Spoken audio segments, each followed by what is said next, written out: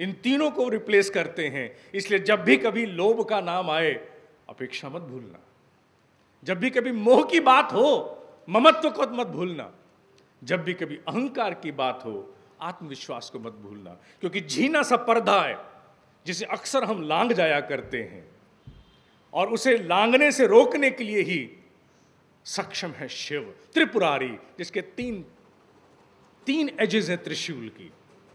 और उसने इतना ज्यादा इसके साथ इसको पर्सोनिफाई किया कि जब आकृति भी रची उन्होंने, तो शिव की आकृति में उनके मस्तक पर, हमारे यहाँ टैटूइंग होती है, लोग आजकल टैटू करके बहुत सी अभिव्यक्तियां देते हैं। कोई प्रेम की अभिव्यक्ति देता है, कोई अपने अंतर्मन की फिलॉसफी की अभिव्यक्ति करता है। लोग पूरे शरीर को टैटू करा लेते हैं।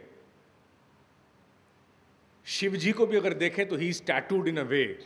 त्रिपुंड, त्रिपुंड माने the each line is a symbolic representation of one virtue and one vice.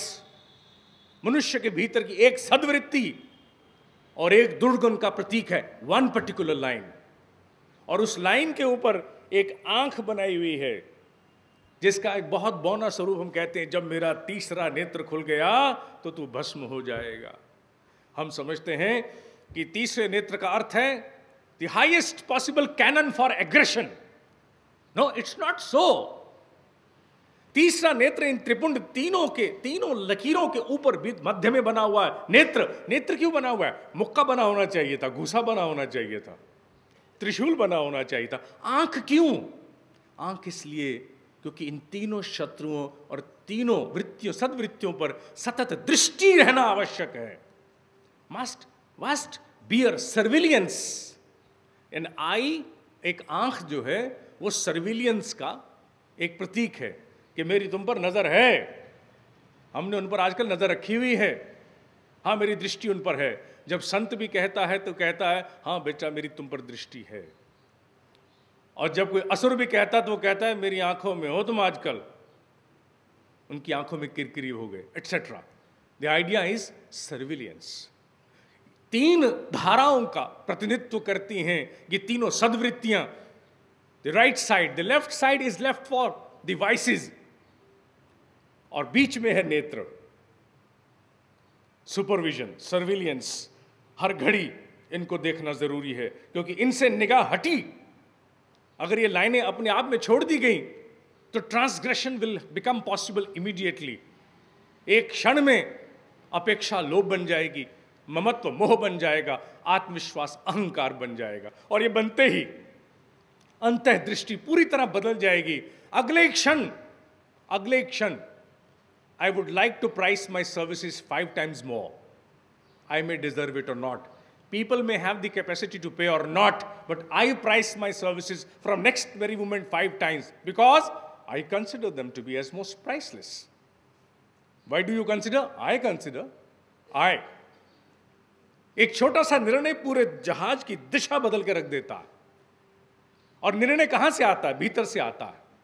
ये शत्रु क्यों नहीं दिखते? इसलिए नहीं दिखते क्योंकि they exist in the most abstract form, और इनको देखने के लिए मनन की आवश्यकता है। मनन हम करते नहीं हैं।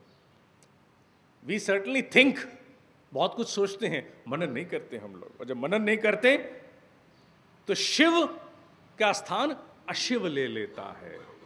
शिव का स्थान अशिव ले लेता है। शिव का एक नाम रुद्र भी है।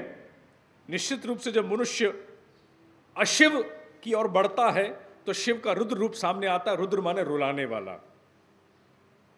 एक वाक्य और मैं पूरा करना चाहूंगा इसके साथ। हमारे यहां पर शिव के साथ एक बड़ा सुंदर वाक्य जोड़ा जाता है, Satyam Shivam Sundaram. And unfortunately most of us we simply limited, most of us, not all of us, सब लोग नहीं, we limited to one film which came at one time, Satyam Shivam Sundaram.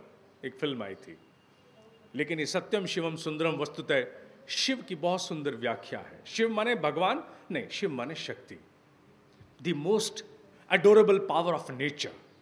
एक ऐसी शक्ति जो इस पूरी सृष्टि में गुथी हुई है, गुरु रूप में गुथी हुई है, वो शिव है।